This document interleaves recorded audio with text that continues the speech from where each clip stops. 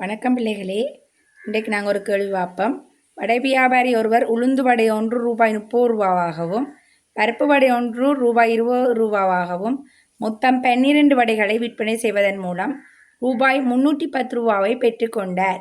எனின் அவர் விற்பனை செய்த பருப்பு உளுந்து வடைகளின் எண்ணிக்கை.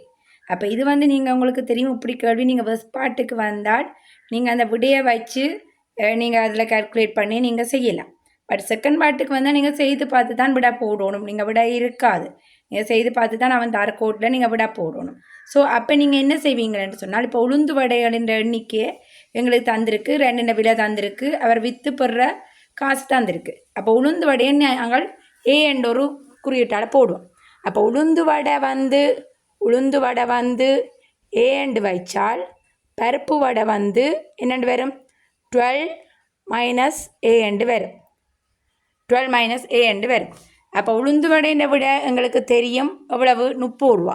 அப்போ 30 ஏஆல் பெருக்கி ப்ளஸ் 20 ரூபாவா 12 மைனஸ் ஏஆல் பெருக்க வாரது எங்களுக்கு 310 ரூபாவாக வரப்போகுது. உளுந்து வடையின் எண்ணிக்கை ஏண்டும் பருப்பு வடையின் எண்ணிக்கை 12 மைனஸ் ஏ, மொத்தம் 12 சொல்லியிருக்கு.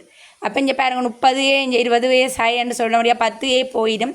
20 10 பெருக்கி 12 பெருக்கினா 12 24 240.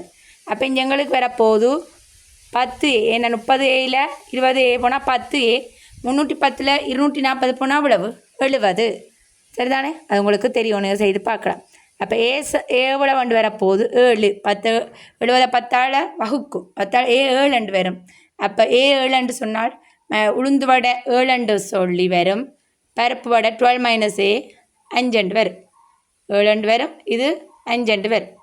ஸோ அப்போ எங்களுக்கு கேட்டிருக்கு விற்பனை செய்த பருப்பு உளுந்து வடைகளின் எண்ணிக்கை. அப்போ பருப்பு உளுந்து வடைகளின் எண்ணிக்கைன்னு போட்டால் நாங்கள் அந்த ஓர்டர்லாம் நாங்கள் கொடுக்கணும். 5, 7 என்று நீங்கள் அந்த கோட்டில் வடியாக போடுவீங்க.